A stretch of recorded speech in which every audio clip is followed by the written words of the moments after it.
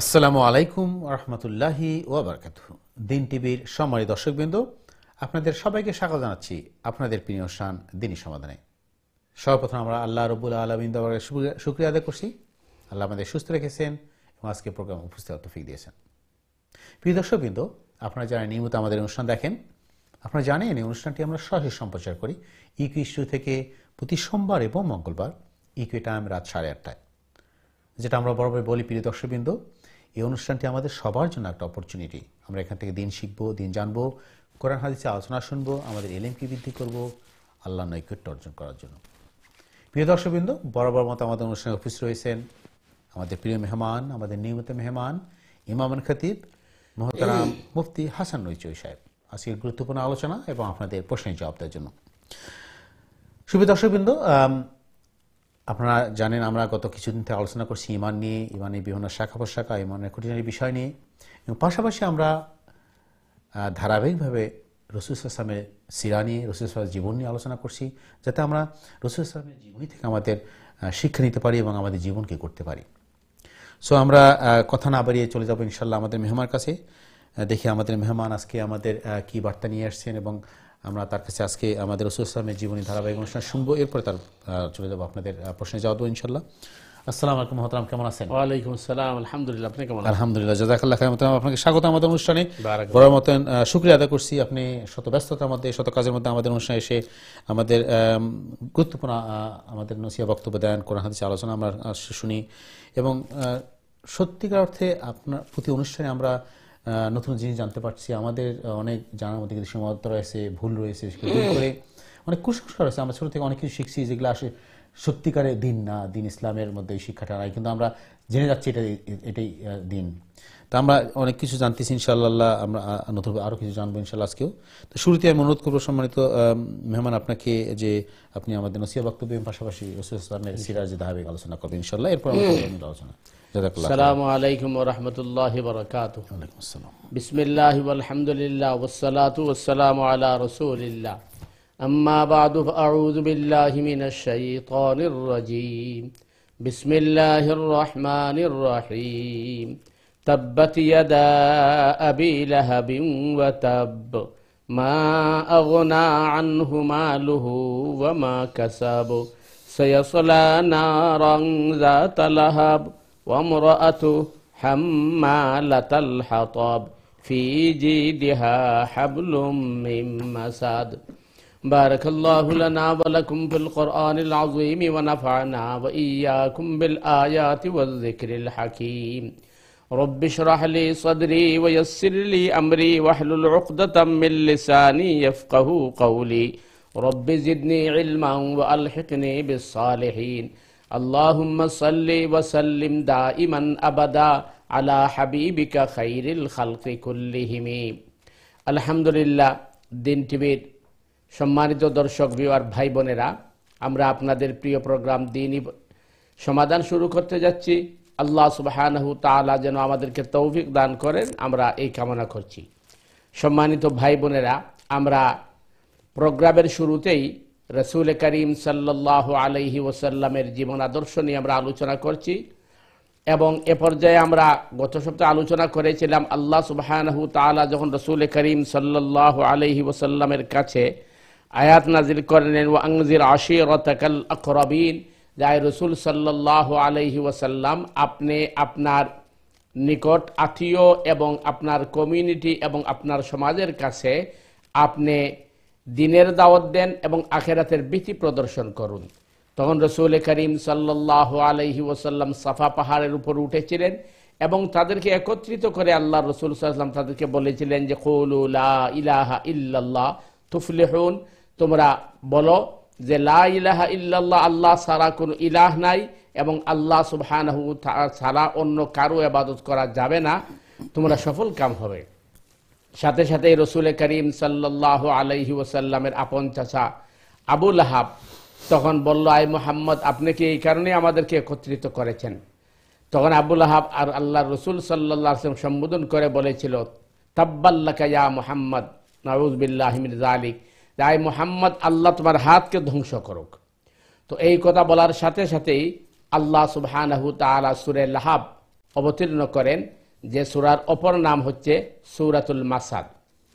এই সূরা আল্লাহ সুবহানাহু ওয়া তাআলা বলছেন, তাব্বাত ইয়াদা আবি লাহাবিন ওয়া তাব, আবু লাহাবের হস্তদ্বয় ধ্বংস হোক এবং ধ্বংস হোক সে নিজে।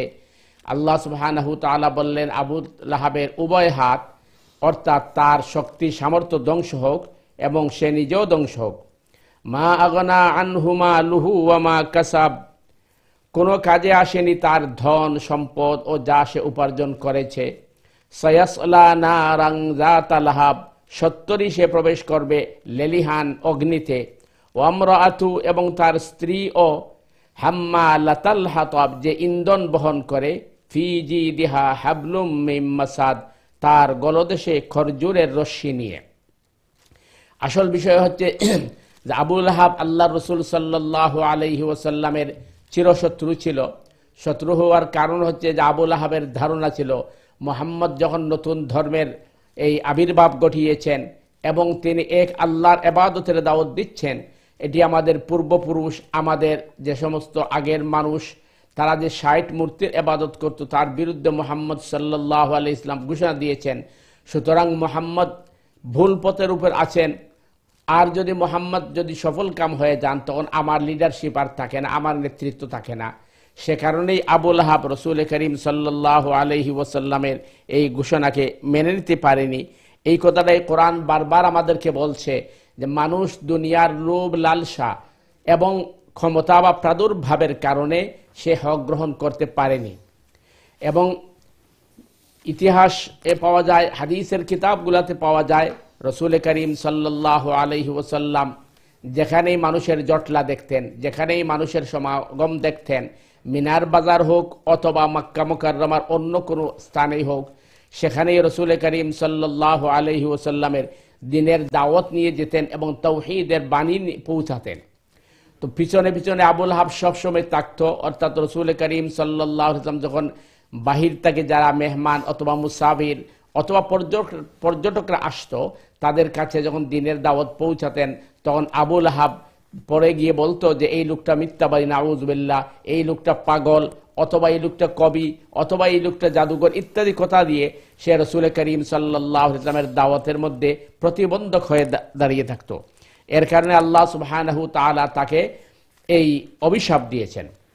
এবং কোনো কোনো মানুষ তাকে যখন জিজ্ঞেস করছে যে তুমি যে মুহাম্মদের বিরুদ্ধে দাঁড়িয়েছ, যদি কিয়ামতের দিন আল্লাহ তোমাকে জাহান্নামে দেন, তখন তুমি কি করবে? তখন তো সে প্রতি উত্তরে বলতো যে আমি আমার সম্পদ, আমার সন্তান সন্ততিকে ফিদিয়া হিসাবে গ্রহণ করে আল্লাহর কাছ থেকে আমি ছাড় পেয়ে যাবো, নাউযুবিল্লাহ। সে মনে করছে দুনিয়ায় যেভাবে ঘুষ দেওয়া যায়, আল্লাহকে সে ঘুষ দেবে, মাআযাল্লাহ। এই জন্য আল্লাহ সুবহানাহু ওয়া তাআলা বলছেন যে মা আগনা আনহু মালুহু ওয়া মা কাসাব, কোনো কাজে আসেনি তার ধন সম্পদ যা সে উপার্জন করেছে। আর এই ধন সম্পদ আর সন্তান সন্ততির কারণেই সে অহংকারী হয়ে উঠছে, দাম্ভিক হয়ে উঠছে। সায়াসলা নারাং যাতা লাহাব, সত্তরই সে প্রবেশ করবে লেলিহান অগ্নিতে, অর্থাৎ সে জাহান্নামের আগুনে সে কি হবে। ওয়ামরাআতু, এবং তার স্ত্রী উম্মে জামিল। প্রশ্ন হলো তার এই উম্মে জামিল এবং তার স্ত্রী কেন এখানে আল্লাহ দায়ী করলেন? কারণ তার সব কুকর্মের জন্য তার স্ত্রী ইন্ধন যোগাতো এবং সব সময় তার পিছনে থাকতো। আল্লাহ আমাদেরকে সঠিকভাবে বুঝে আমল করার তৌফিক দান করুক। সুবহানাকাল্লাহুম্মা বিহামদিকা আশহাদু আল্লা ইলাহা ইল্লা আনতা আস্তাগফিরুকা ওয়া আতুবু ইলাইক। আসসালামু আলাইকুম ওয়া রাহমাতুল্লাহি ওয়া বারাকাতুহু। জাযাকাল্লাহু মুহতারাম। সুপ্রিয় দর্শকবৃন্দ, আপনারা যারা এই মুহূর্তে টিভি সেটের সামনে এবং ইন্টারনেট মিডিয়ার মধ্যে আমাদের অনুষ্ঠানে যোগদান করছেন, আপনারা সবাইকে স্বাগতম জানাচ্ছি। আমরা আমাদের সম্মানিত মেহমানকে ধন্যবাদ জানাচ্ছি, শুকরিয়া আদায় করছি। খুব গুরুত্বপূর্ণ বিষয় আমাদের সামনে উপস্থাপন করলেন রাসূল সাল্লাল্লাহু আলাইহি ওয়াসাল্লাম জীবনী থেকে। আমরা আরও আলোচনা করব ইনশাআল্লাহ। আমাদের ধারাবাহিক যে আলোচনা আছে সেটা তো আছেই, পাশাপাশি আমরা চেষ্টা করব দিন শেখার জন্য, দিন জানার জন্য অনুষ্ঠান থেকে আপনারা প্রশ্ন করবেন, মতামত দেবেন, প্রশ্ন করবেন সরাসরি লাইনে 0235150733 দিচ্ছি নাম্বার, অথবা যারা ইমেল করতে চান ইমেল করবেন সংক্ষিপ্ত আকারে dini@gmail.com অ্যাড্রেসে। সুবিধা আমরা ছোট্ট একটি বিরতিতে যাব। বিরতি পর আবারও ফিরে আসবো ইনশাআল্লাহ। ততক্ষণ আমাদের সাথে থাকুন। আসসালামু আলাইকুম রাহমাতুল্লাহি ওয়া বারাকাতুহু।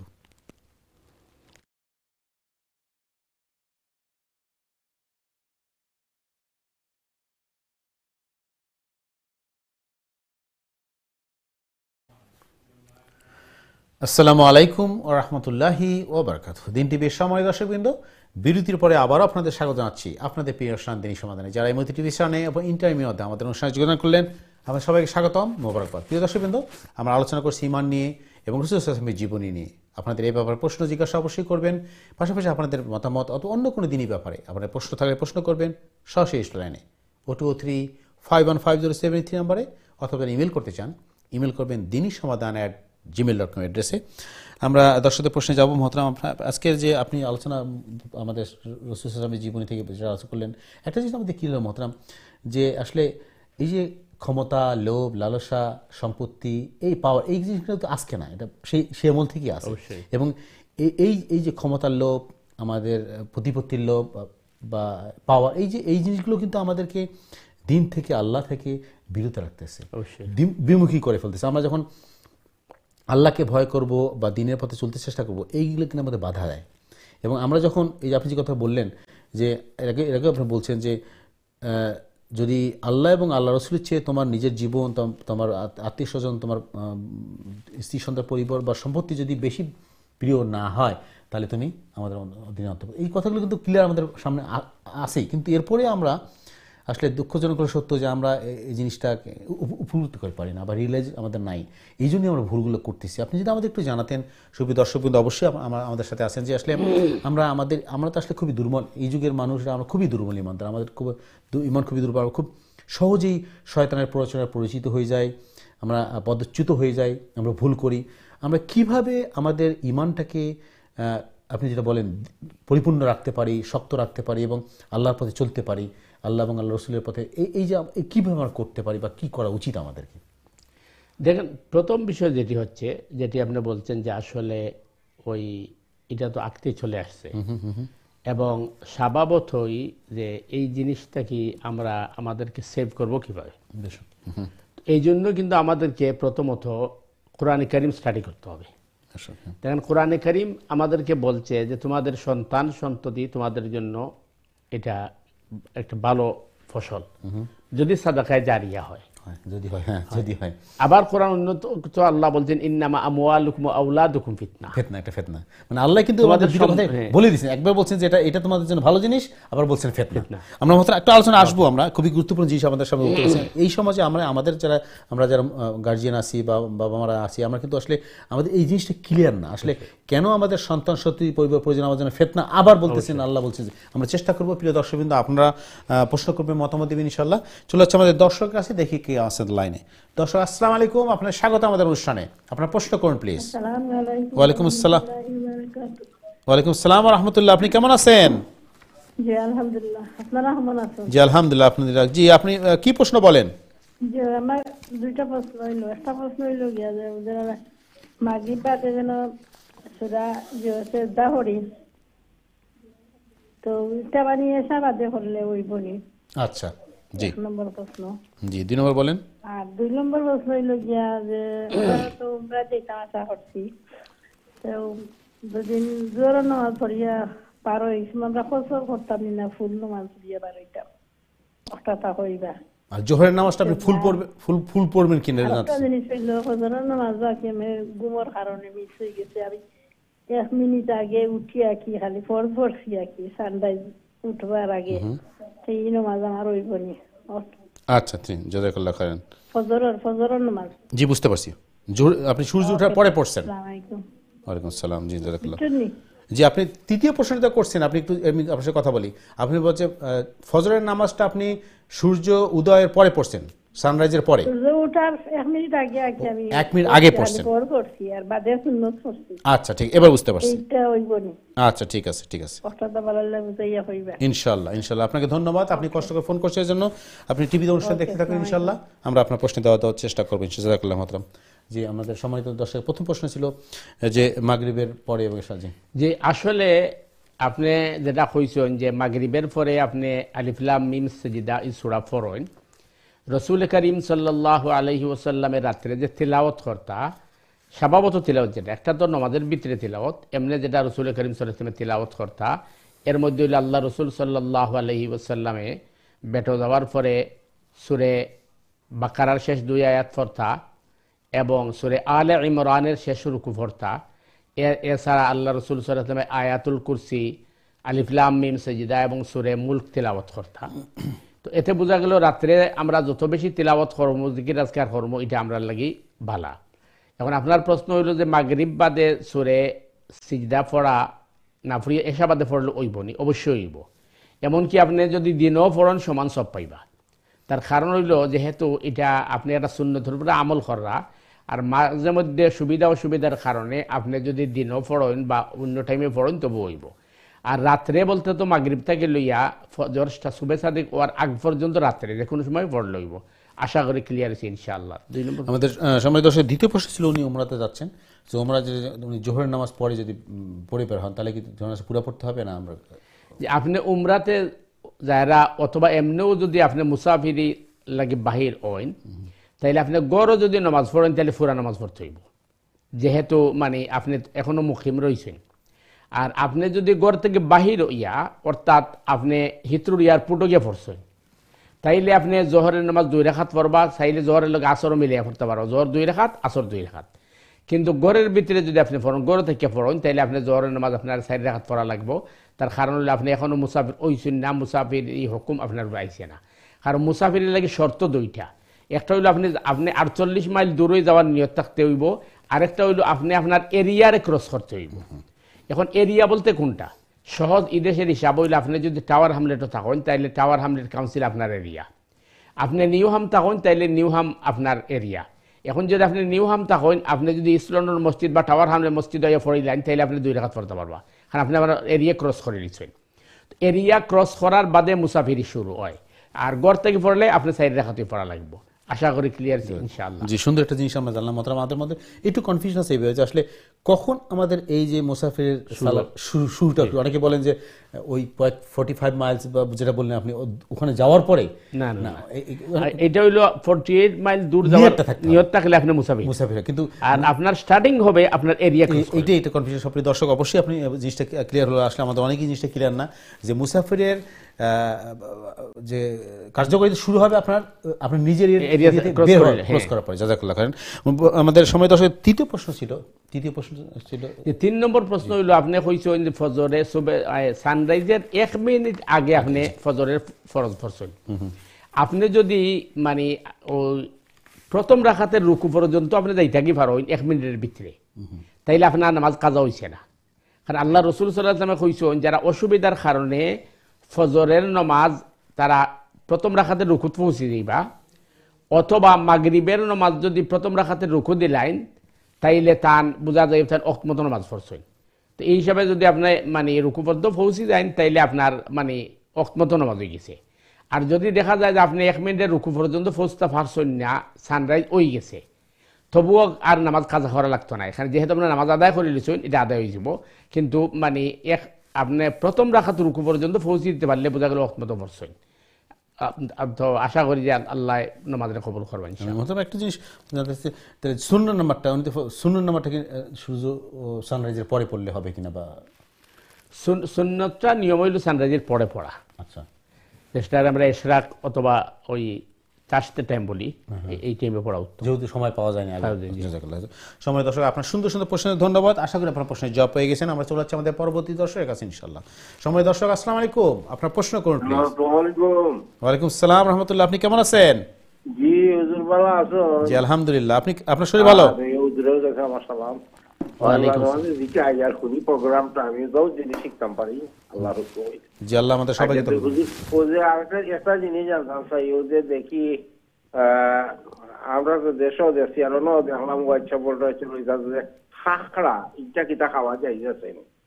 কাকড়া, খাকড়া একটা জি হয়। আচ্ছা, এটা ইসলামের দৃষ্টিতে কিটা এটা খাওয়া ঠিক নি আমরা লাগি। ঈসা খাই না নি আমরা, ঈসাও তো খাই, এটা বলে ঈসা আল্লাহ খান। ও হুজুর বুঝছেন নি? বুঝাইতে পারছি না। জি জি জি। আচ্ছা ওকে, আল্লাহ। আচ্ছা জাযাকাল্লাহ খাইরান। আপনি মুরব্বী মানুষ, আমাদের প্রোগ্রাম দেখেন, ধন্যবাদ আপনাকে। জি মাতরাম, যে বোঝা গেল আপনার খাকড়া খাইবার মন ছাড়। যাই হোক, এখন খাকড়াটা আসলে এই হানাফি মাযহাবে রিকগনাইজ করে না। হানাফি মাযহাবে হয় খাকড়া খাওয়া বৈধ নাই। তার কারণ হইল হানাফি মাযহাবের বক্তব্য অনুযায়ী পানির নিচের মাছ খাওয়া হালাল। এখন মাছ খাখরাটার হানাফি মাযহাবে মাছ মনে করে না, মনে করে এটা হইল এক ধরনের পোকামাকড়ের মতো। এখন দ্বিতীয় প্রশ্ন আপনি যেটা কইছেন এইসা মাছ, এইসার ব্যাপারে বক্তব্য হইল যেহেতু এইসারে আমরা সমাজে মাছ হয় বা যারা আমরা দেশ মাছ বিক্রি করে, যারা আমরা মাইমল হই অথবা ফিশারম্যান হই, তারা এটার মাছ হইয়া বিক্রি করে বা যারা মাছ এইসা মাছ হইয়া বিক্রি করা হয়। যেহেতু এটার সামাজিকভাবে উরুফের মাঝে মাছ হয়, এর লাগে উলামায়ে কেরামের বক্তব্য হইল যে এটা খাওয়া হালাল। আর খাখরার ব্যাপারে মাছ আলা হইল হানাফি মাযহাবে রেকগনাইজ করে না, কিন্তু অন্যান্য মাযহাবে তারা এটারে হালাল হয় এবং আরবিয়ানরা খায়। আপনি যেটা খুঁজছেন ওয়ার্চিবেল মার্কেটও দেখছেন আরবিয়ানে খায়, কারণ তারার বক্তব্য হইল যে ফানির নিচের সব কিছু হালাল হাদিসের দৃষ্টিতে, সেহেতু তারা অন্য মজহবে এটারে হালাল হয়। যেহেতু 4টা মজহবের মাঝে 4টা মজহবে কোরআন হাদিসের আলোকে আছে, বাকি মজহবে এটারে হালাল খর, সুতরাং হারাম খাওয়া যাইত নাই। এটা খাওয়া যাইতে পারে যে এটা হানাফি মাযহাবে এটারে মাকরুহ খর বা অপছন্দনীয় খর, কিন্তু হারাম খাওয়া যাইত নাই, কারণ বাকি মজহবে শাফি মজহব সহ অন্যান্য মজহবে এটারে হালাল খর এবং তারার দলিল আছে। আশা করি ক্লিয়ার আছে ইনশাআল্লাহ। আমাদের সময় দর্শক সুন্দর একটা প্রশ্ন আমাদের সামনে উপস্থাপন করছে, আমাকে ধন্যবাদ জানাচ্ছি। আসলে এই কিছু জিনিস আমাদের মধ্যে একটু ক্লিয়ার হওয়া দরকার, যে আসলে যে কাঁকড়াটা বললেন অথবা আমাদের অক্টোপাস, হ্যাঁ কিং প্রন, আমরা প্রন যেটা বলি, চিংড়ি মাছ বা আমরা ইচা মাছ যেটা বলি, আসলে কিং প্রন খুব ভেরি এক্সপেন্সিভ মাছ, কিন্তু কিং প্রন যেটা খুবই এক্সপেন্সিভ মাছ, কিন্তু আমরা যেটা মাছ বলি আসলে কিন্তু মাছ নাই। অবশ্যই যদি আপনি যেটা সুন্দর কথা বললেন যে সমাজে প্রচলিত মাছ যে জন্য আমরা খাচ্ছি, কিন্তু কাঁকড়াটা মাছ বলা হয় না, এই জন্য অনেকেই খায় না, কিন্তু অন্যান্য মাঝাবে বলেন যারা আমরা এটা জায়েজ আছে। তা আমরা আশা করি সময় দর্শক আপনার প্রশ্নের জবাব দিতে পারছি। চলে যাচ্ছে আমাদের পরবর্তী দর্শক আছে ইনশাল্লাহ, দেখে আছে আমাদের লাইনে। সময় দর্শক আসসালামু আলাইকুম, আপনার প্রশ্ন করুন প্লিজ। হ্যালো, হ্যাঁ আসসালামু আলাইকুম। ওয়ালাইকুম আসসালাম রাহমাতুল্লাহি ওয়া বারাকাতুহু। হুজুরে মুন্দানি, জি জি আমরা শুনলাম, বলেন আপনার প্রশ্ন বলেন। আমার প্রশ্নটা হইল গিয়া যে এখন তো যে ফ্রেন্ড বন্ধু আসুন ইংলিশ, এরা যে সালাম বললে আলেকটা লওয়া কিনা, আচ্ছা জি কাল বুঝছেন নি? জি হ্যাঁ প্রেম বন্ধু, হ্যাঁ বলেন। ইংলিশ ফ্রেন্ড বন্ধু হইল ওরা তখন সালাম করে, তো আলেক লওয়া কিনা? আচ্ছা বুঝতে পারছি আপনার প্রশ্ন। আর কোনো প্রশ্ন আছে আপনার? আর প্রশ্ন আছে মাজুর কেউ জামাত পড়াই তো পারবো নি, মানে টেম্পোরারি মাজুর কেউ জামাত টেম্পর করতে পারবেন? আচ্ছা জি জি জি ও দুইটা। ওকে বুঝতে পারছি আপনার প্রশ্ন, সুন্দর সুন্দর প্রশ্ন করছেন ভাই, আপনাকে ধন্যবাদ আপনার প্রশ্নের জন্য। আপনি দয়া করে টিভিতে অনুষ্ঠান দেখতে থাকুন ইনশাআল্লাহ, আমরা চেষ্টা করব। জি ওয়ালাইকুম আসসালাম। জি মহতরম, যে দুইটা একটা জিনিস হইল যে যে মাজুর না এর আগের একটা প্রশ্ন, প্রথম প্রশ্নটা কি ছিল আমি বলে নামাজের কথা না, প্রথম প্রশ্ন। আমাদের দর্শক কি লাইনে আছেন? আমরা মাজুর জবাবটা দিই। যে মাজুর ব্যক্তি নামাজ পড়াইতে পারবা কিনা, এই ব্যাপারে দুইটা জিনিস। একটা জিনিস হইল যে মাজুর কিন্তু আবার দুই জাতের। একটা মাজুর হইল যে মাজুর আসন এন রুকু সিজদা ঠিক মতো আদায় করতে পারেন না, যেহেতু রুকু এবং সিজদা এটা ফরজ, পিছনে যারা নামাজ পড়বা এরা যদি রুকু সিজদা আদায়কারী হইন তাইলে তারা নামাজ মানে এই ধরনের মাজুরের খরচ হইতো নাই, যে রুকু সিজদা করতে পারবে না। এটা হলো একটা দিক। আরেকটা দিক হইল যে ইনোর মাঝে যারা আসন সুস্থ, এরা সূরা কেরাত শুদ্ধ নাই, তাহলে এরা তো মাজুর। আর যেন মাজুর আসন এর সূরা কেরাত শুদ্ধ আছে, তখন মানে নামাজ পড়াইবাকে, তখন এই মাজুর নামাজ পড়াইতে পারবা কেনে, তার সূরা কেরাত শুদ্ধ আছে, এরা সূরা কেরাত শুদ্ধ নাই। আর সবারই যদি সূরা কেরাত শুদ্ধ থাকে তাইলে মাজুর ব্যক্তি যে নইবা যে রুকু সিজদা আদায় করতে পারতা নাই, অর্থাৎ নামাজের কোনো একটা রুকুন বা পাঠ রে তাই সঠিকভাবে আদায় করতে পারতা নাই, তার পিছনে সুস্থ মানুষের নামাজ হইতো নাই। কারণ মুক্তদি হলে রুকু সিজদা ঠিকমতো আদায় করবা, আর তাই রুকু সিজদা করতে পারতেন, তার লাগি মাফ, এরার লাগি মাফ নাই। তো এই হিসাবে মানে মাজুর যদি থাকেন তে তাই নামাজ না পড়িয়া সুস্থ মানুষের নামাজ পড়ান উত্তম। আর আপনার প্রথম প্রশ্ন আছিল যে ফ্রেন্ড বন্ধু নন মুসলিম যারা এরা যদি সালাম করে তারা সালামের জবাব দেওয়া হইতো কিলা খান, অথবা তারা সালাম করা যাইব কিনা। এই ব্যাপারে দুইটা মত পাওয়া যায়। একটা মত হইল যে কেউ যদি আপনার সালাম করে তাইলে আপনি যে অন্য ধর্মের হোক তারে আপনি সালামের জবাব দিতে পারবা, কোনো অসুবিধা নাই। কারণ কোরআনে কইছে ওয়াইযা হুইয়িতুম বিতাহিয়াতিন ফাহাইয়ু বিআহসানা মিনহা আও রুদ্দুহা, তোমরা যখন তাহিয়া দিব সালাম দিব তখন তোমরা তারা সমান সমান দাও অথবা বেশি দাও। এই জায়গার মধ্যে আল্লাহ শর্ত লাগাইছেন না যে শুধু মুমিনদের ব্যাপারে। ইমাম কুরতুবী রহমতুল্লাহ আলাইহি লেখছেন যে যে কোনো মানুষের আপনি সালামের জবাব দিতে পারবা। আর একদল উলামায়ে কেরামের বক্তব্য হলো যদি কোনো নন মুসলিম আপনার কয় আসসালামু আলাইকুম তাইলে ওয়া আলাইকুম অতটুক পর্যন্ত হইতা। উভয় দিকে মত আছে, আপনি শুধু ওয়া আলাইকুম কইলে বালা, ওয়া আলাইকুম কইয়া বই থাকলা। আর যদি মনে করে মাইন্ড করিলাই বা পরিচয় যদিও সালাম জানে হয় মুসলমান তোমরা সালামের জবাব দো ওয়া আলাইকুম সালাম কই আমার অর্ধেক কেনে দিলাই, তাইলে আপনি ওয়া আলাইকুম সালাম মতো হইতে পারবা ইনশাআল্লাহ। আশা করি ক্লিয়ার হয়েছে ইনশাআল্লাহ। বন্ধুরা একটা জিনিস আসলে আমাদের সালামের জবাবটা সময় তো দর্শক গুরুত্বপূর্ণ, স্পেশালি আমাদের যারা এই দেশে থাকি মাল্টিকালচারালিটি, সবাই তো মুসলিম না, মোস্ট অফ দেম পিপুলই নন মুসলিম। তো আমাদের বন্ধু বা আমাদের কলিগ যারা আছেন, পাড়া প্রতিবেশী যারা আছেন, তারা সালাম দিতে পারেন। তাহলে যারা অমুসলিম তাদের জবাবটা দিলে ক্ষতি আছে কি না? কোনো না, হারাম না, ক্ষতি হারাম নয়, নিষেধ না, বা দিলে যদি উনি খুশি হয় তাহলে বরং ভালো। জাযাকাল্লাহ। আমরা বই সুন্দর প্রশ্ন করছেন, এই জন্য ধন্যবাদ জানাচ্ছি আপনার প্রশ্নের জন্য। এবং আমরা জানতে পারলাম আপনার প্রশ্ন থেকে যে আমাদের যারা অমুসলিম বন্ধু বান্ধব, পাড়া প্রতিবেশী, কলিগ যারা আছেন, তাদের সালাম জবাব দিতে পারবো কিনা বা দিলে আমাদের ক্ষতি আছে কিনা। আমরা চলে যাচ্ছি আমাদের পরবর্তী দর্শক আছে, দেখি কি আছে আমাদের লাইনে। সময় দর্শক, আসসালামু আলাইকুম, আপনার প্রশ্ন করুন প্লিজ। সময় দর্শক, আসসালামু আলাইকুম। ওয়ালাইকুম আসসালাম। ভাই কি আছে, কেমন আছেন? আলহামদুলিল্লাহ ভালো আছে, আপনারা ভালো? জি আলহামদুলিল্লাহ। জি আপনার কি প্রশ্ন বলেন? আমার দুই তিনটা প্রশ্ন আছে, প্লিজ বলেন। প্রথম প্রশ্ন হইল ভাই, আমি নিয়ত করছি আল্লাহ যদি তৌফিক দেয় তাহলে আমি আমার মার জন্য বদলা হজ করতে। মার জন্য বদলি হজ? জি। তো আমাকে বিস্তারিত বলেন এইগুলা করার সিস্টেমটা কিরকম? আর যেমন আমরা যখন কোরবানি দেওয়া হয়, কোরবানি যখন আমি কি যার জন্য হজ করবো তার জন্য একটা দেওয়া লাগবো, মানে আমার জন্য কি একটা দেওয়া লাগবো কিনা? আচ্ছা, জি বুঝতে পারছি। জি আপনি দ্বিতীয় প্রশ্ন বলেন। দ্বিতীয় প্রশ্ন হইল গিয়া যে যখন আমরা গোসল করি,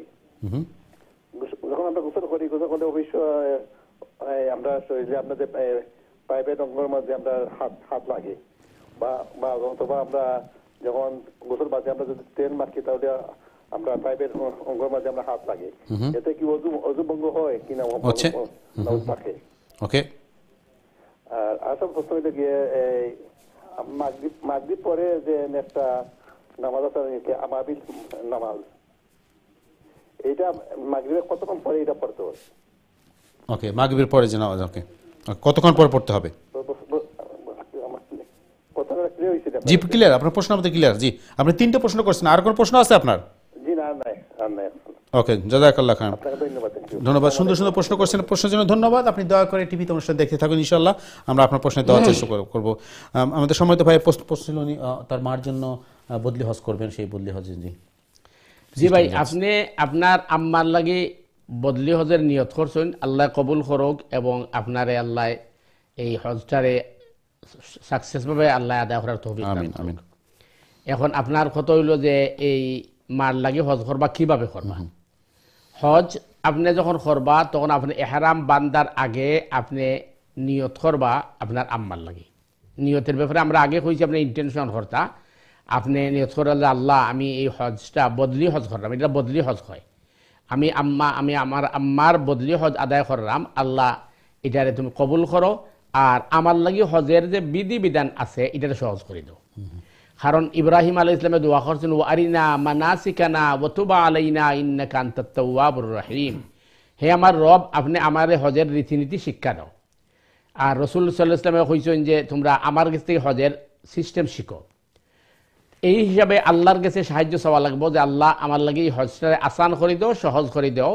আর আপনি আপনার আম্মার নামে ইহরাম বান্দার বাদে আপনি গিয়া হজ আদায় করবা।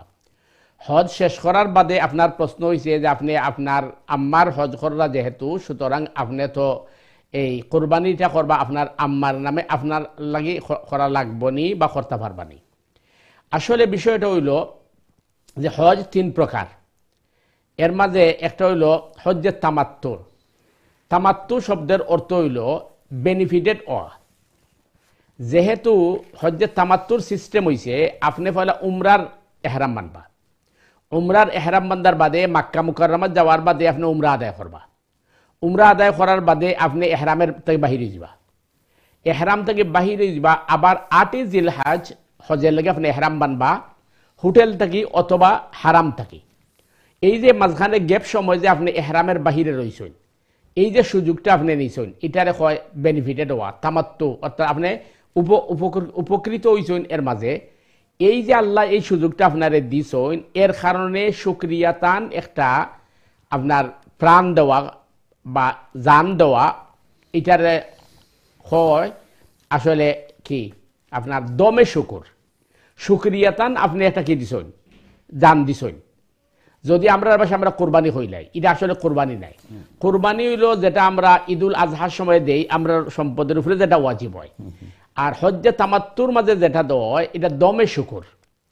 আরেকটা হইল আপনার হজ্জে কেরান, হজ্জে কেরানের লাগি কোরবানি লইয়া যাওয়া হয়, হাদি লগে লইয়া যাওয়া হয়। তো এটা হইল আপনার দমে শুকুর।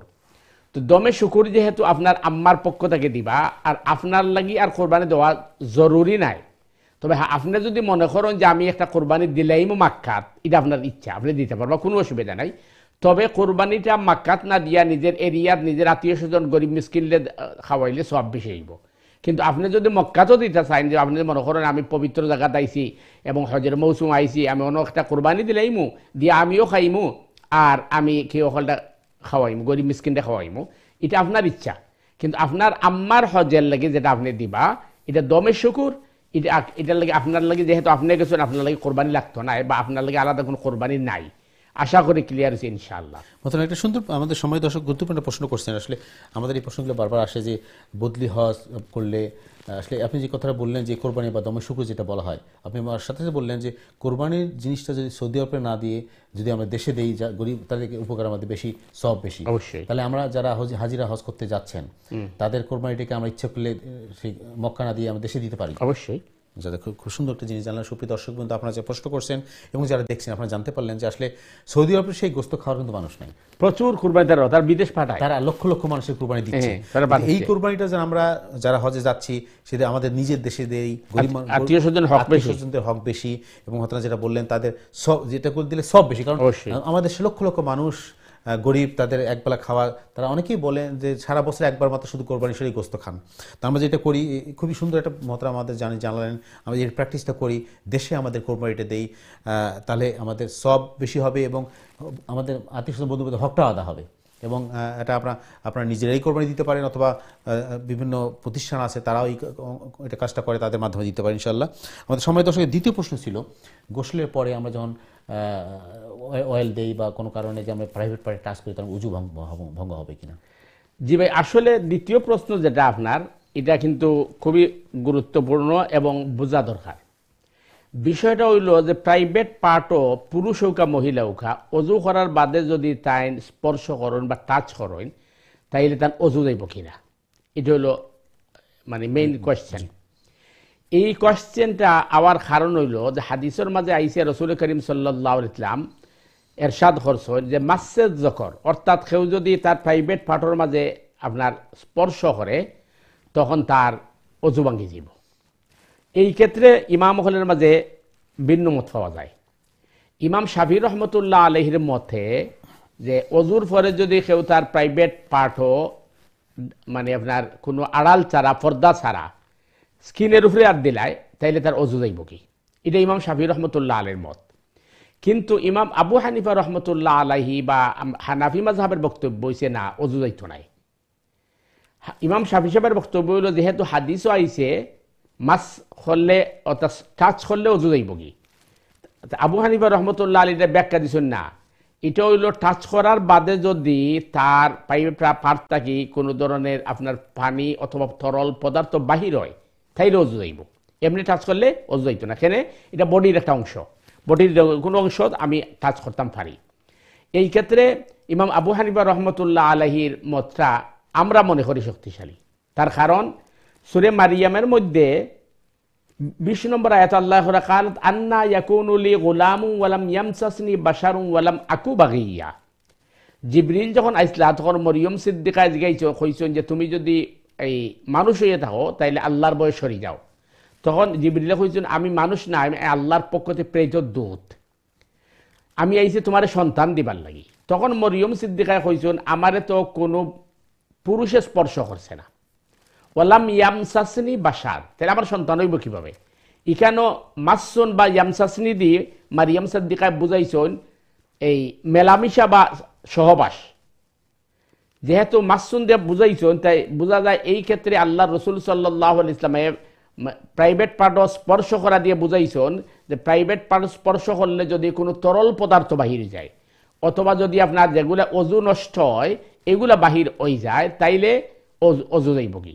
যেহেতু গোসলের সময় আপনি যখন এই শ্যাম্পু অথবা বডি ওয়াশ অথবা সাবান ব্যবহার করা এই সময় আপনার প্রাইভেট পার্টও আত লাগলে অথবা আপনি তেল ব্যবহার করার সময় যদি প্রাইভেট পার্টও পুরুষগম হইলে আত লাগে অজু যাইতো নাই।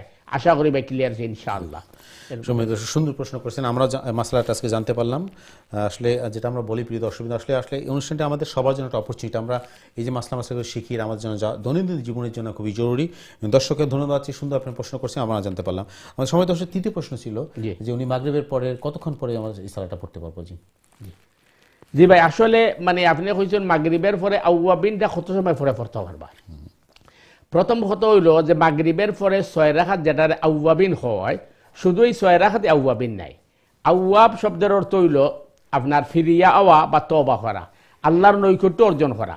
এর কারণে সব নফলই আউয়াবিন হয় এবং অনেক উলামার মতে সালাতুদ দুহা হইল মেইন আউয়াবিন, আর মাগরিবের পরে 6 রাকাত আউয়াবিন। সুতরাং আপনি মাগরিবের পরে আপনি এই ফরজ পড়ার বাদে তাসবিহ তাহলিল করার বাদে সুন্নত পড়ার বাদে আপনি পড়তে পারবা, অথবা রাত্রের ভিতরে আপনি যে কোনো সময় পড়তে পারবা। রাত্রে যদি সময় না পান 24 ঘন্টার ভিতরে পড়তে পারবা, সমান সব পাইবা। আশা করি ক্লিয়ার আছে ইনশাআল্লাহ। জাযাকুল্লাহ মতম। সময় দর্শক আপনাকে ধন্যবাদ জানাচ্ছি সুন্দর সুন্দর প্রশ্ন করার জন্য। আমরা চলে যাচ্ছি আমাদের পরবর্তী দর্শক আছে, দেখি কে আছে আমাদের লাইনে। সময় দর্শক আসসালামু আলাইকুম, আপনার প্রশ্ন করুন প্লিজ। ওয়ালাইকুম সালাম ওয়া রাহমাতুল্লাহ। জি আপনার কি প্রশ্ন বলেন? আসসালামু আলাইকুম ওয়া রাহমাতুল্লাহি ওয়া বারাকাতুহু। ভালো আছেন? জি আলহামদুলিল্লাহ, আপনি কেমন আছেন? জি আলহামদুলিল্লাহ, দোয়া করব আমরা। আমার 3-4টা প্রশ্ন হইল ভাই। জি বলেন। যে আমার আব্বা আম্মা নাই, তো আমি নামাজ পড়িয়া দোয়া করি, কোন সময় কই আকিন যে আল্লাহ আমার আম্মা আব্বারে স্বপ্নে দেখাইও, আমার আম্মা আব্বার মা তোমারে পুনাইও, এইটা কোয়া ঠিক আছে নি? ওকে।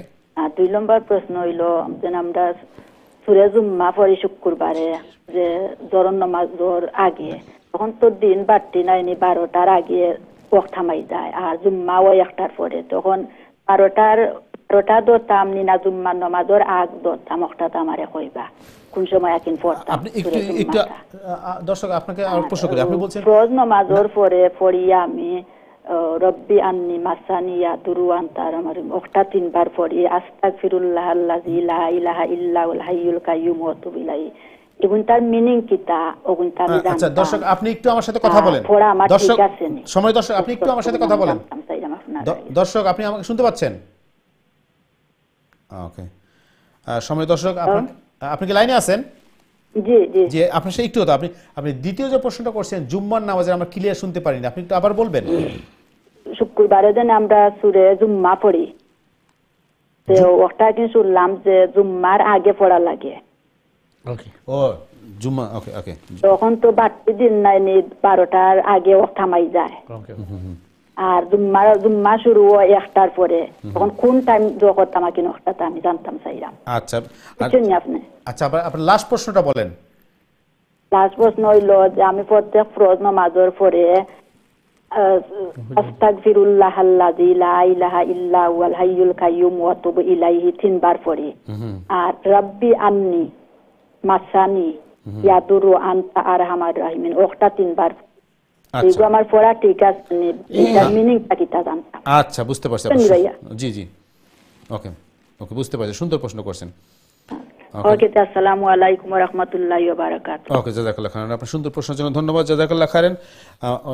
আমার 3টা প্রশ্ন আমরা নিয়েছি, আমরা দেখি কতটুকু আমাদের দিতে পারি, আমাদের ব্রেকে যেতে হবে। প্রথম প্রশ্ন ছিল উনি বাবা মারা গেছেন, উনি দোয়া করেন যে আল্লাহ বাবা মাকে স্বপ্নে দেখায়, জি এটা ঠিক? জি আসলে আপনি আপনার মা বাপের লাগে দোয়া করার রাজা আল্লাহ তাআলা স্বপ্নে দেখাইতা আপনারে, তো এটা আপনি চাওয়াটা তো গুনাহ হওয়ার কথা নাই, কারণ আপনি আপনার মা বাপের ভালোবাসা বা মহব্বতের লাগি আপনি চায় না, কিন্তু আপনার আব্বা আম্মারে আপনি স্বপ্নের দিকে তো লাভ হইতো নাই, ও কারণ লাভ হইতো নাই, কারণ অনেক সময় স্বপ্ন দেখলে তো মানুষ বিভিন্নভাবে স্বপ্নের বিভিন্ন ক্রাইটেরিয়া খান মানুষের ভয় পাইলায়।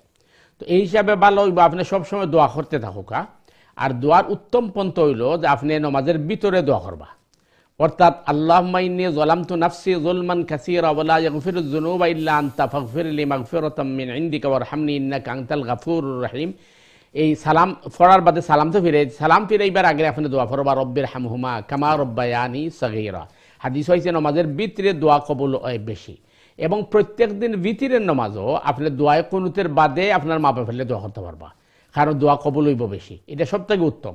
আর আমরা যদি আমল বানাই নিতাম পারি তাইলে আল্লাহর কাছে কবুল হইব, আমরা মারা গেলে আমরা চিন্তা এখন দোয়া করবো ইনশাআল্লাহ।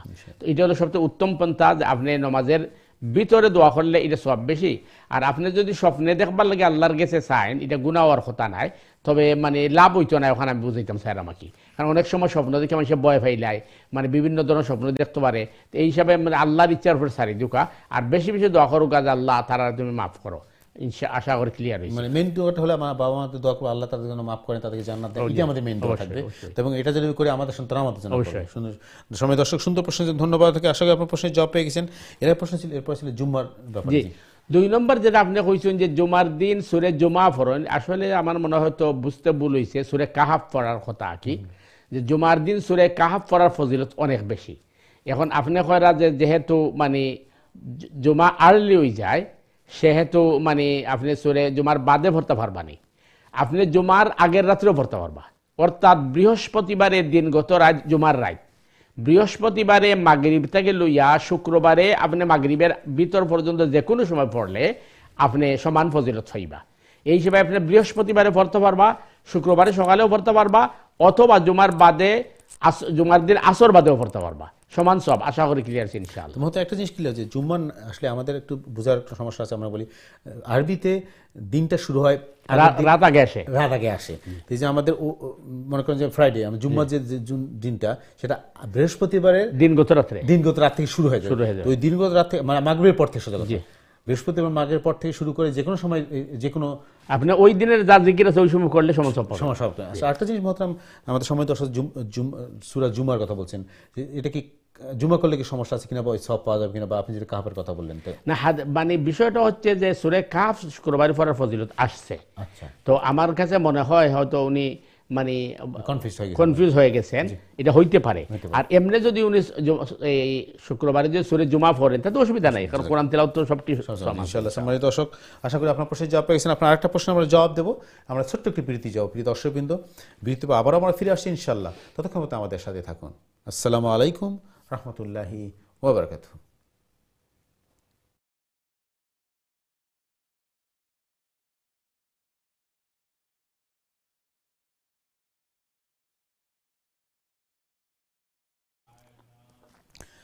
আসসালামু আলাইকুম রহমতুল্লাহি ওয়া বারাকাতুহু। দিন টিভির সময় দর্শকবৃন্দ, বিরতির পরে আবার আপনাদের স্বাগত জানাচ্ছি আপনাদের প্রিয় অনুষ্ঠান দিনী সমাধানে। আজকের অনুষ্ঠানের শেষ পর্ব। প্রিয় দর্শকবৃন্দ, আপনারা যারা এই মুহূর্তে টিভি সেটের সামনে অথবা ইন্টারনেট মিডিয়ার মধ্যে আমাদের অনুষ্ঠানে যোগদান করলেন, আপনাদের সবাইকে স্বাগতম, মোবারক।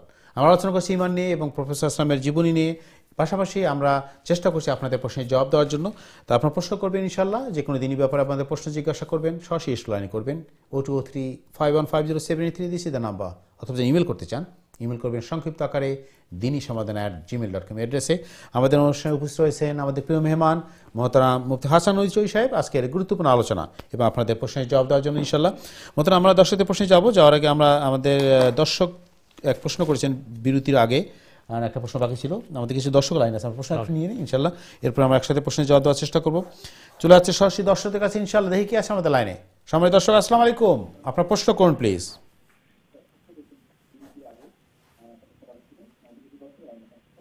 সময় দর্শক, আসসালামু আলাইকুম। হ্যালো, আসসালামু আলাইকুম। ওয়ালাইকুম আসসালাম রহমতুল্লাহ। জি, আপনার কি প্রশ্ন বলেন? যে আমি মুফতি সাহেবের ফোন নাম্বারটা চাইছিলাম। আচ্ছা, ঠিক আছে, আপনি লাইনে থাকেন। আমরা অনুরোধ করব কন্ট্রোল রুম থেকে আপনার নাম্বার আমাদের মুফতি সাহেবের নাম্বার দেওয়ার জন্য। ওকে, আপনি দয়া করে লাইনে থাকেন প্লিজ, জাযাকাল্লাহ খাইরান। মোহতারাম, আমরা যে প্রশ্ন দিয়ে চলে যাচ্ছি ইনশাআল্লাহ। আমাদের সম্মানিত দর্শক প্রশ্ন করছিলেন, 3টা প্রশ্নের 2টা জবাব দিচ্ছে। রাস্তাগুলো বলছেন আস্তাগফিরুল্লাহ এবং রাবিতে তাসবিহগুলো বলছেন, এই তাসবিহগুলো কি প্রত্যেক সালার পরে পড়া যাবে কিনা এবং এর অর্থ কই, এটা জানতে চাচ্ছেন।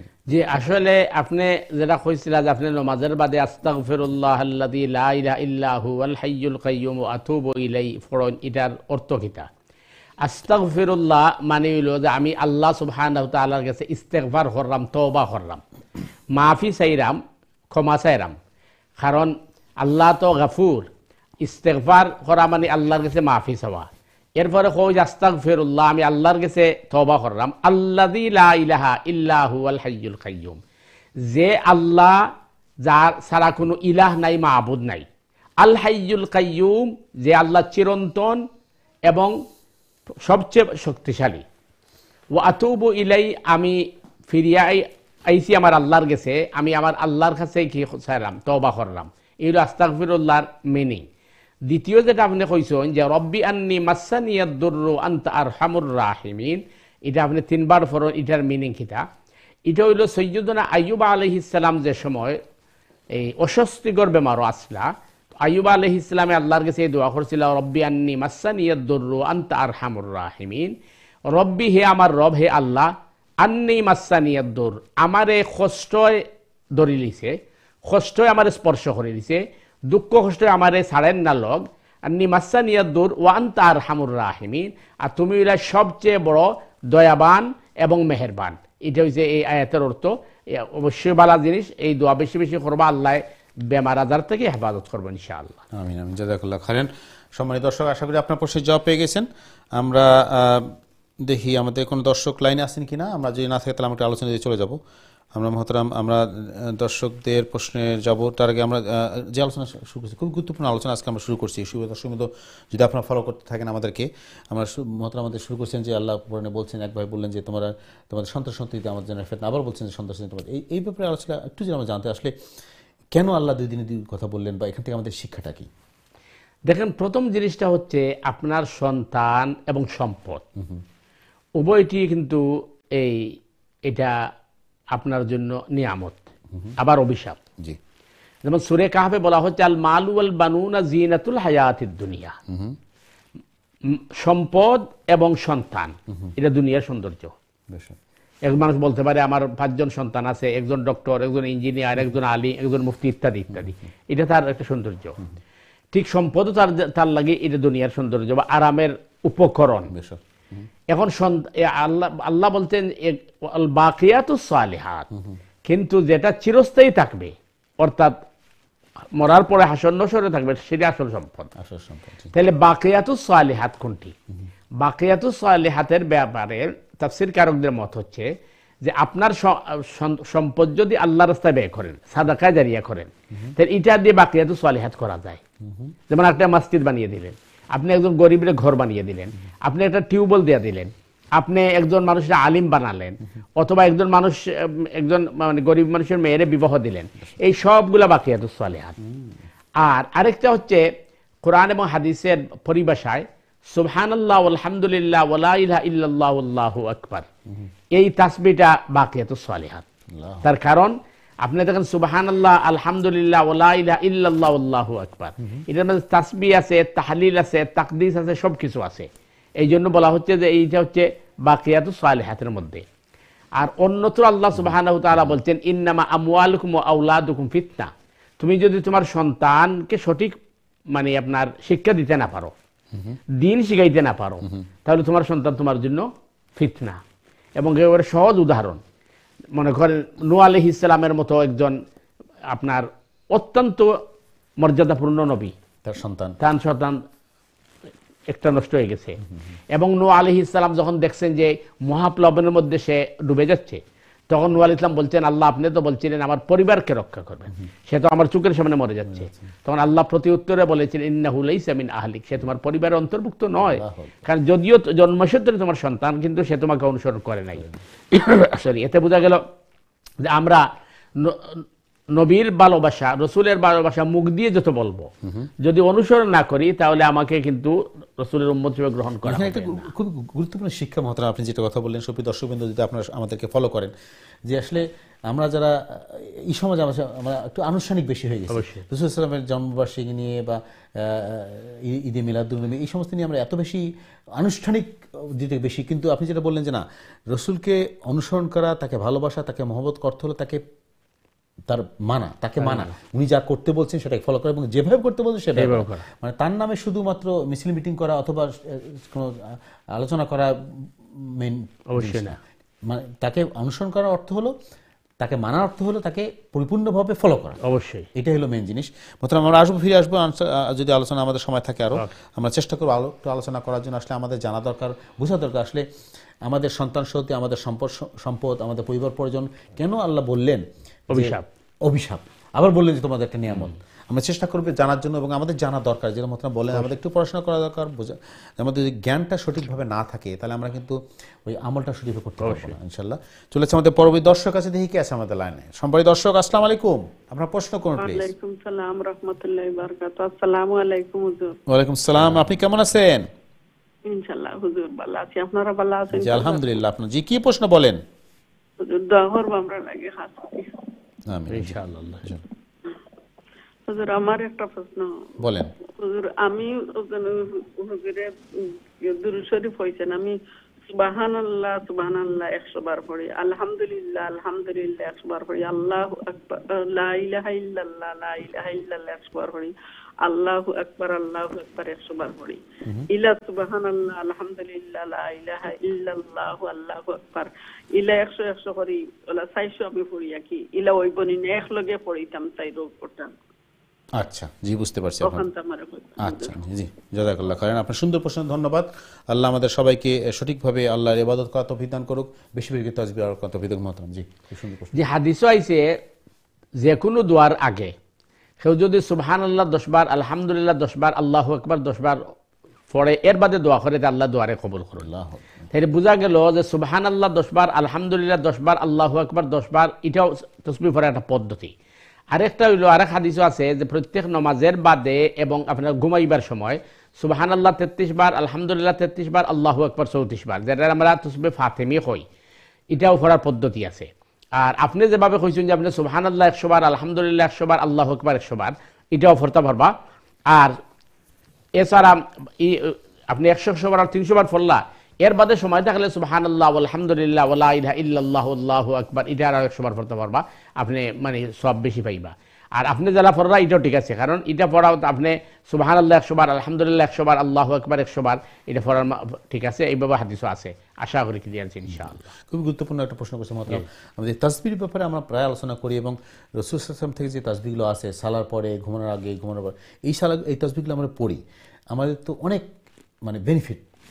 এটা যদি আমরা প্র্যাকটিসটা করি আমাদের দৈনন্দিন জীবনে, যেটা আপনি কিছুক্ষণ আমরা আলোচনা করছিলাম যে রাসূল সাল্লাল্লাহু আলাইহি ওয়াসাল্লামকে ভালোবাসা মহব্বত করার অর্থ হলো তাকে অনুসরণ করা। উনি যে কথাগুলো যে সমস্ত ইবাদত করতে বলছেন সেগুলো করা, চেষ্টা করা। কিন্তু আমরা আমাদের সময় দেখি যে আমরা রাসূল সাল্লাল্লাহু আলাইহি ওয়াসাল্লামের সুন্নাহ থেকে যেগুলো আছে সেগুলো বাদ দিয়ে আমরা অন্যগুলোকে বেশি আমরা মানে নতুন জিনিস তৈরি করি, মাতব্বরি বেশি তৈরি করতে বেশি, হয়তো যে একটু বেশি মানে ইন্টারেস্টিং করার জন্য। কিন্তু তার চেয়ে তো যে রাসূল সাল্লাল্লাহু যেটা প্রেসক্রাইব করা আছে অবশ্যই সেটা করলে বেনিফিট বেশি হবে। আমরা তাহলে তো বলবো যে আমরা সত্যিকার রাসূল সাল্লাল্লাহকে মহব্বত করে ভালোবাসি, এবং এইটাই তো ভালোবাসার অন্যতম প্রমাণ যে আমরা তাকে ফলো করতেছি, তাকে অনুসরণ করতেছি।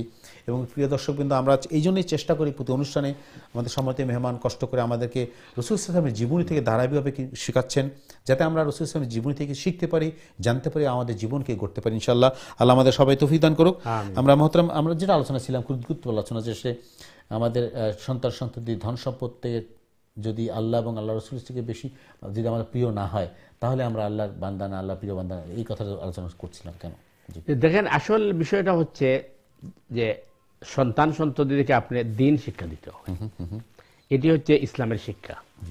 এবং সূরা লুকমানের মধ্যে এটি আছে যে সৈয়দনা লুকমান তিনি তার সন্তানকে যে উপদেশ করেন, এবং এটা আল্লাহ তো কোট করছেন, এত গুরুত্বপূর্ণ একটা জিনিস উপদেশটা, পিতার উপদেশ সন্তানের প্রতি যে কত গুরুত্বপূর্ণ, আল্লাহ যেটা পছন্দ করছেন এই জন্য কোরআন আল্লাহ কোট করে দিয়েছেন।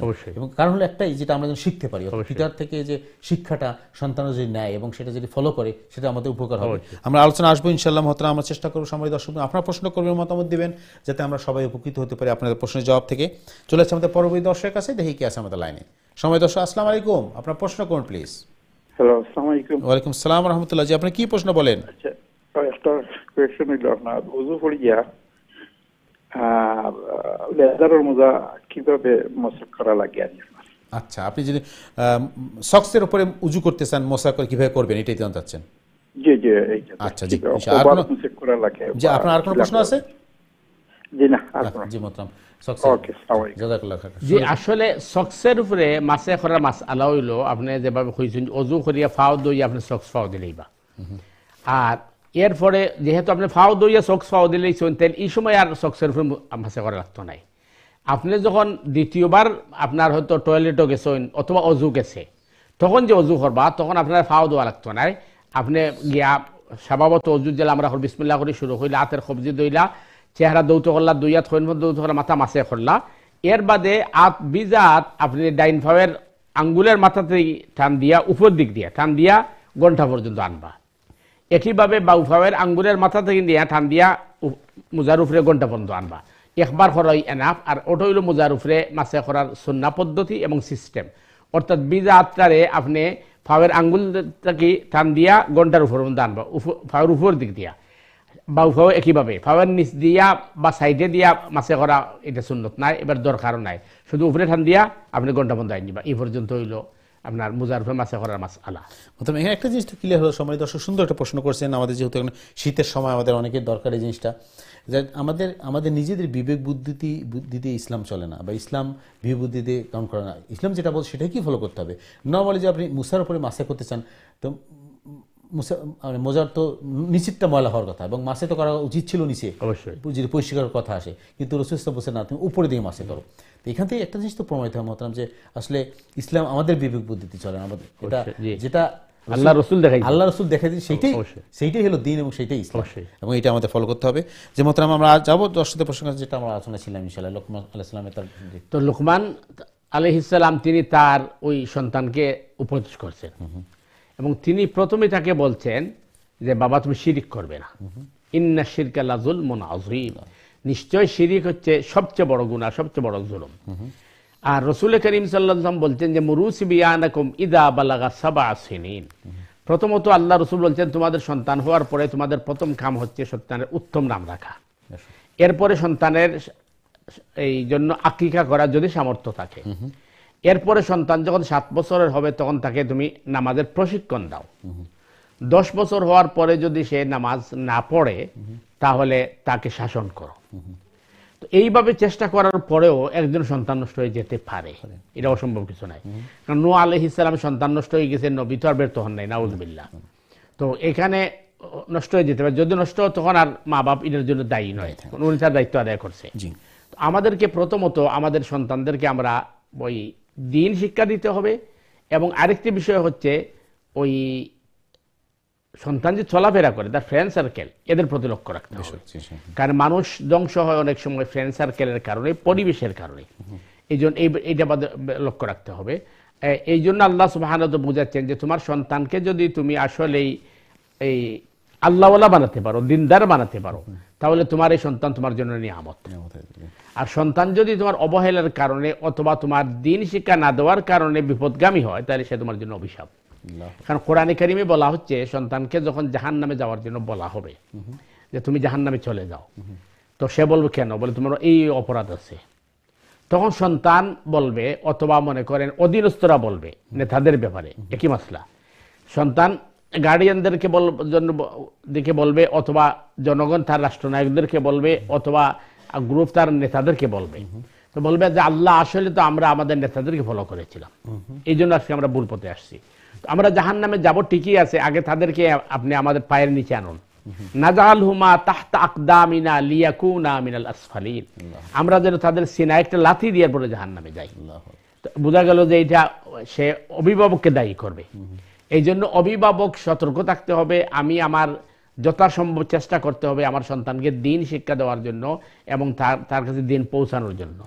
চেষ্টা করার পরে যদি আমি ব্যর্থ হই, তার আমি দায়ী নই। অথবা সন্তানকে আমি সব শিক্ষা দিছি, কিন্তু সন্তান বড় হওয়ার পরে সে এগুলাকে ইগনোর করছে বা অত করে নাই, এটার জন্য সে তার দায়ী, আমি দায়ী নই।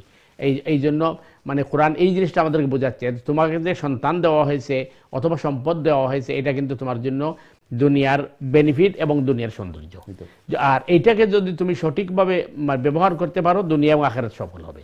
আর যদি তুমি এটাকে শুধু দুনিয়ার জন্য ব্যবহার করো, তাহলে হয়তো দুনিয়ায় তুমি লাভবান হতে পারো, কিন্তু আখিরাত বরবাদ হয়ে যাবে। খুবই গুরুত্বপূর্ণ জিনিস। সুপ্রিয় দর্শকবৃন্দ, যদি আপনারা শুনতেছেন, মহতরাম যেভাবে আলোচনা করলেন, যে গুরুত্বপূর্ণ জিনিস মহতরাম, যে আসলে আমার যারা গার্জিয়ান আছি, আমরা বাবা মা আছি, তাদের বিশাল একটা দায়িত্ব, খুব গুরুত্বপূর্ণ একটা দায়িত্ব, তাদের সন্তান সন্ততি তারা কীভাবে শেখাচ্ছে, কোন পরিবেশে মানুষ করছে। এবং আপনি যেটা বললেন যে দিন শিক্ষা যারা আমাদের আমাদের সন্তানকে দিতে না পারি, কিন্তু এর জন্য কিন্তু দায়ী আমরা অবশ্যই, এবং এর জন্য জবাব দিয়ে আমাদের করতে হবে। ইভেন এই সন্তানরাই তখন আল্লাহর কাছে আমাদেরকে ফাঁসাবে, মামলা করবে যে আমার পিতামাতা আমাকে দিন শিক্ষা দেয় নাই, এবং যার জন্যই আমি আজকে এই অবস্থা হচ্ছে। তাই কত গুরুত্বপূর্ণ জিনিস।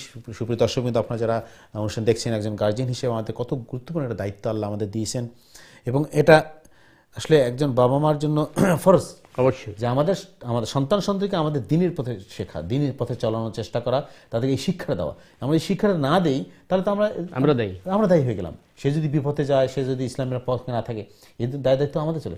বড় হওয়ার পরে তো তখন তার সুযোগটা থাকে না।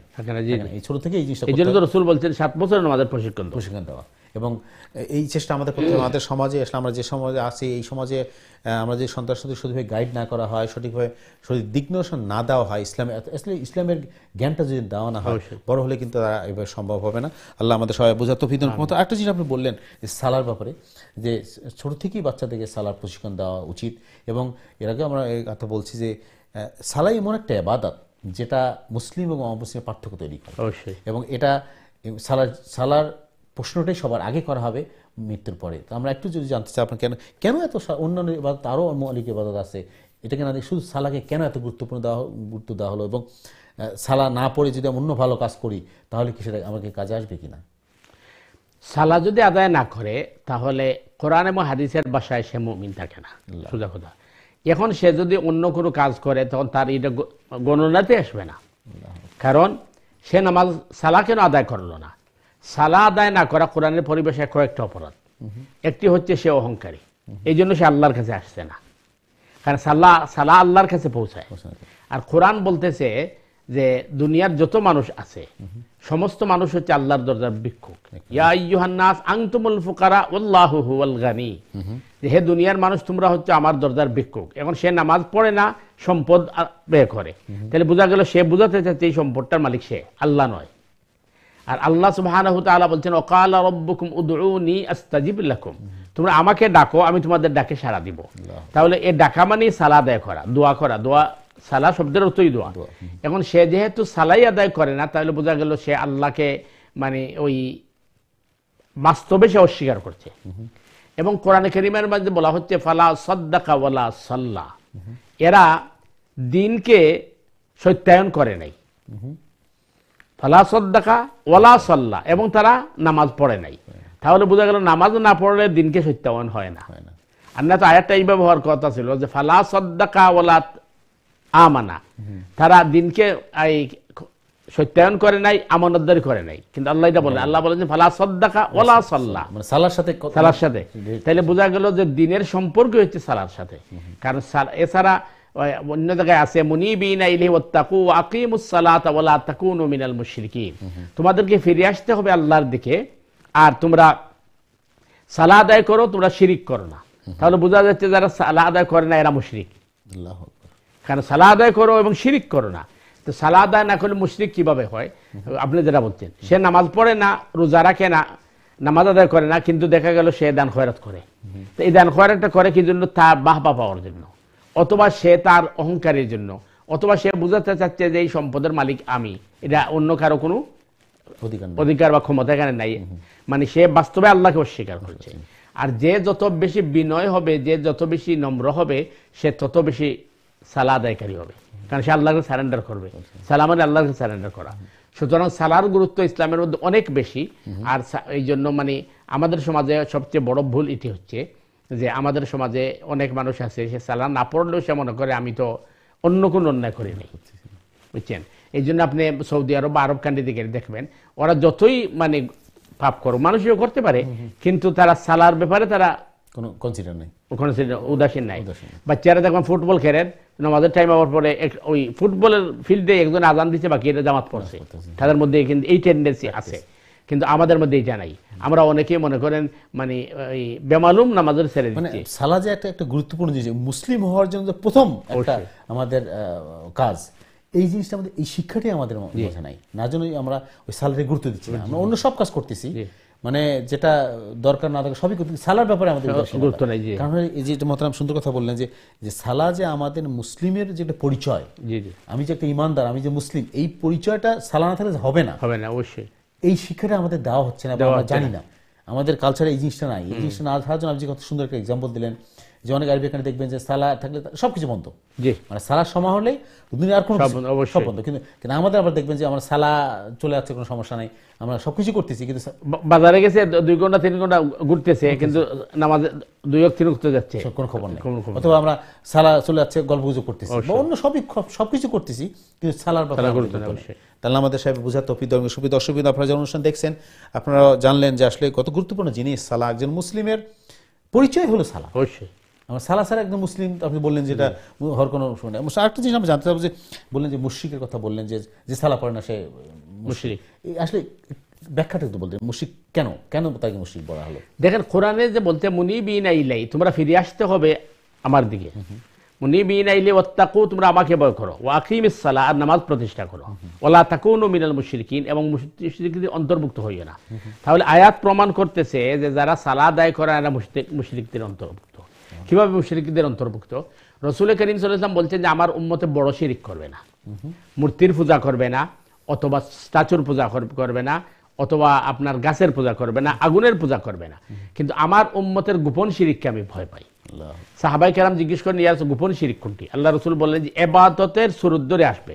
যেমন আপনি মনে করেন আমরা সাবকন্টিনেন্ট, পাকিস্তান, ইন্ডিয়া, বাংলাদেশ, আমাদের এই রাষ্ট্রগুলাতে অন্তত ধরেন এই 1% মানুষের নামাজ পড়ে না, কিন্তু 50% মানুষের রোজা রাখে, আরো বেশি রাখে। তাহলে সে যেহেতু নামাজ পড়লো না, তো রোজা রাখে কি জন্য? সবচেয়ে আমি দুঃখিত আপনার বাড়াচ্ছি, আমি অবাক হয়ে দেখবেন যে আমাদের সমাজে দর্শকরা আমার সাথে বন্ধু একমত হবে যে রমজান মাসে রোজা রাখতেছে, কিন্তু ওই নামাজ পড়া হচ্ছে না।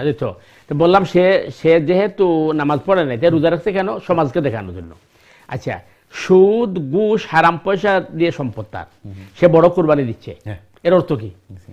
অথচ সেও নামাজ পড়ে না, দান খয়রাত করতেছে। তার মানে হচ্ছে যে এই যে সমাজকে সব করছে, আর এই সবটা তো শিরক। কারণ কোরআনে আল্লাহ বলছেন আল্লাযীনা হুম ইউরাউন, এরা কিন্তু এটা সব করে। একইভাবে মুনাফিকের নামাজ সম্পর্কে বলা হচ্ছে আর নামাজের মধ্যে অমনোযোগী থাকে, এবং এরা নামাজের গুরুত্ব দেয় না, কিন্তু নামাজে আসে কেন? যে এরা সব করে, লোক দেখায়, লৌকিকতা। সুতরাং মানে ওই যারা সালাহ আদায় করে না নিয়মিত বা সঠিকভাবে সালাহ আদায় করে না, এদের মধ্যে শিরক পাওয়া যায়। আল্লাহ আমাদের সবাইকে রক্ষা করুক, যে আমরা যেন বুঝতে পারি যে কত গুরুত্বপূর্ণ জিনিস এই সালাটা। আমরা একটা ইবাদত, আমাদের মেইন ইবাদত, এটা আমার জন্য সঠিকভাবে সঠিক সময় আল্লাহ আমাদের সবাইকে। এবং দেখেন মানে ইসলামে কত সহজ করে দিচ্ছে। ওই যে আগে আমাদের একজন কল দিচ্ছেন, আপনি মনে করেন বাহিরে গেছেন, ওইখানে পানি কম আছে, অথবা সার্ভিসে গেছেন, পা উঠানো যাবে না, ইসলামে ইজি করিয়ে দিয়ে দিচ্ছে যে আপনি অজু করে সক্স পায়ে দিয়ে দেন, তখন আপনার আর পাও ধুইতে হবে না।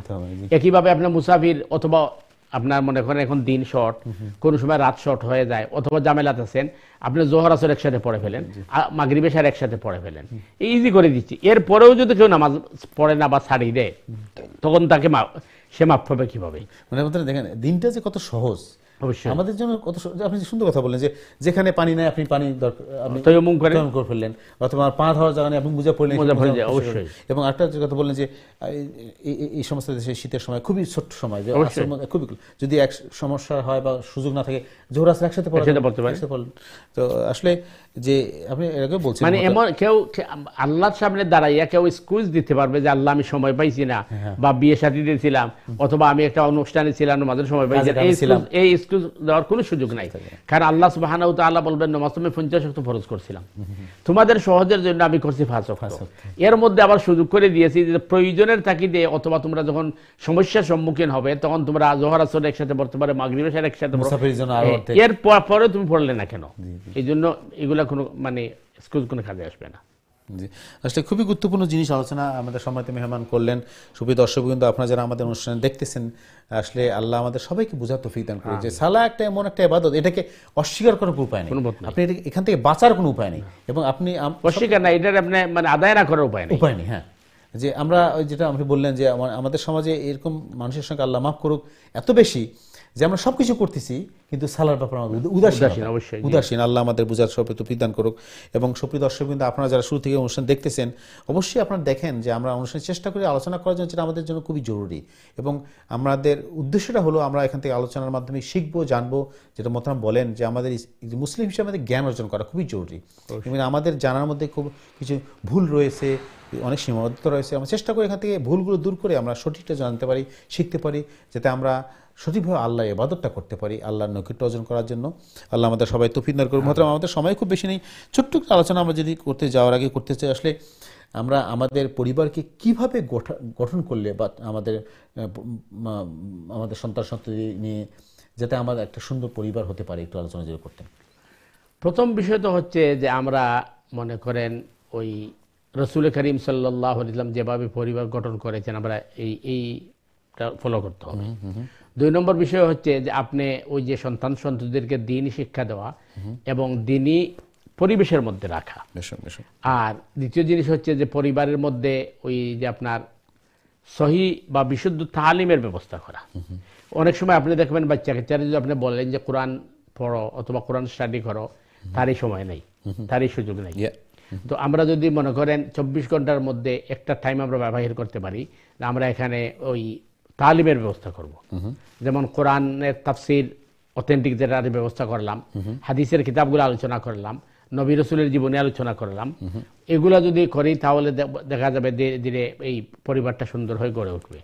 কিন্তু এখন তো মানে আমাদের সমস্যা হয়ে গেছে যে আমরা অধিক ডিজিটাল হয়ে গেছি। আপনি দেখবেন একই ঘরের মাঝে যে 5 জন সন্তান থাকে, 5 জন 5টা মোবাইল নিয়ে বসে রয়েছে, কেউ কারো কথা শোনার সময় নাই, কেউ সবাই নিজেকে নিয়ে ব্যস্ত। এই জন্য মানে এইগুলা করতে হবে তখন। আর দ্বিতীয় হলো যে এই দিনই পরিবেশে রাখতে হবে বাচ্চাগুলো। ওই আগে বললাম তার ফ্রেন্ড সার্কেল মানে কি ধরনের, কার সাথে চলাফেরা করে, কার সাথে উঠা বসা করে, এগুলো লক্ষ্য রাখতে হবে। জাযাকাল্লাহ খাইরান। সুপ্রিয় দর্শকবৃন্দ, আপনারা যারা শুরু থেকে অনুষ্ঠান দেখছেন, আমাদের সময় খুবই কম, আমাদের একদম সময় নাই। আমরা ধন্যবাদ দিচ্ছি আপনাদেরকে, আপনারা যারা শুরু থেকে অনুষ্ঠান দেখছেন, প্রশ্ন করছেন, মতামত দিয়েছেন। আসলে আমরা যেটা বরাবর বলি প্রিয় দর্শকবৃন্দ, অনুষ্ঠানটি আমাদের সবার জন্য একটা অপরচুনিটি, একটা সুযোগ। আমরা এখান থেকে কোরআন হাদিসের আলোচনা করি, আমাদের সঠিক জ্ঞানটা অর্জন করার চেষ্টা করি, যাতে আমরা সবাই উপকৃত হই, দিনগুলো শিখতে পারি, আমাদের মাসলা মাসালা শিখতে পারি, যাতে আমাদের যে ভুলগুলো রয়েছে দিনের ব্যাপারে, ইবাদতের ব্যাপারে আমরা দূর করে সঠিকভাবে আল্লাহ ইবাদতটা করতে পারি, আল্লাহ খুশি করার জন্য। এবং আমরা আল্লাহ আমাদের সবাইকে তৌফিক দান করি এই ব্যাপারে। এই জন্য আমরা বেশি করে একটু পড়াশোনা করব, কোরআন হাদিস থেকে সঠিক সোর্স থেকে জানবো, চেষ্টা করব। এবং আমরা যে চেষ্টা করি অবশ্যই আল্লাহ আমাদের সহযোগিতা করবেন, সাহায্য করবেন। মতন আমাদের সময় হাতে একদম নাই, 2 মিনিট সময় আছে। আপনার কাছে আমরা নাচিয়ে বক্তব্য প্লিজ।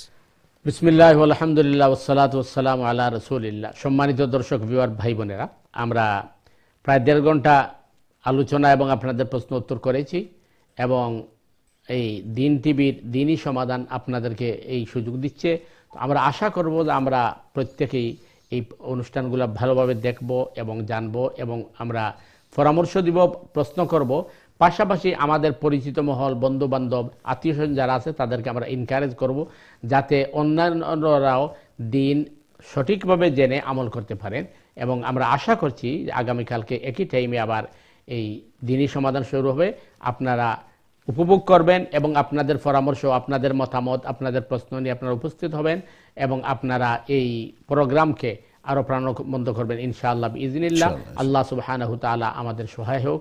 সুবহানাকাল্লাহুম্মা বিহামদিকা আশহাদু আল্লা ইলাহা ইল্লা আনতা আস্তাগফিরুকা ওয়া আতুবু ইলাইক। ওয়াসসালামু আলাইকুম ওয়া রাহমাতুল্লাহি ওয়া বারাকাতুহু। জাযাকাল্লাহু মোহতারাম, আপনাকে আবার অন্তর শুকরিয়া আদায় করছি। আপনার কাছে আমরা প্রতি অনুষ্ঠানে অনেক কিছু শিখছি, জানছি কোরআন হাদিস থেকে, যেটা আমাদের জন্য জানা জরুরি। অবশ্যই আল্লাহ আমাদের আবার তৌফিক দান করুন, আল্লাহ আপনাকে সুস্থ দান করুন, যাতে আমরা আরো বেশি করে কোরআন হাদিসের আলোচনা আপনারা শুনতে পারি। সুপ্রিয় দর্শকবৃন্দ, আপনারা যারা শুরু থেকে আমাদের অনুষ্ঠান দেখছেন, প্রশ্ন করছেন, মতামত দিয়েছেন, আপনাদের সবাইকে শুকরিয়া এবং বড় জানাচ্ছি। এবং আগামীকালকে অনুষ্ঠান দেখার জন্য আমন্ত্রণ যাচ্ছি আপনাকে। আপনি নিজে অনুষ্ঠান দেখবেন, আপনার আত্মীয় স্বজন, বন্ধু বান্ধব সবাইকে দাওয়াত দিবেন, যাতে আমরা সবাই উপকৃত হইতে পারি ইনশাআল্লাহ। আজকে আমরা বিদায় দেব প্রিয় দর্শকবৃন্দ। বিদায় যেটা আমরা বরাবরই বলি, আল্লাহ আমাদের সবাই সুস্থ রাখুন, সহি সালামত রাখুন, দিনের পথে রাখুন, এই প্রত্যাশায় আজকের মতো বিদায়। আসসালামু আলাইকুম রহমতুল্লাহি ওয়া বারাকাতুহু।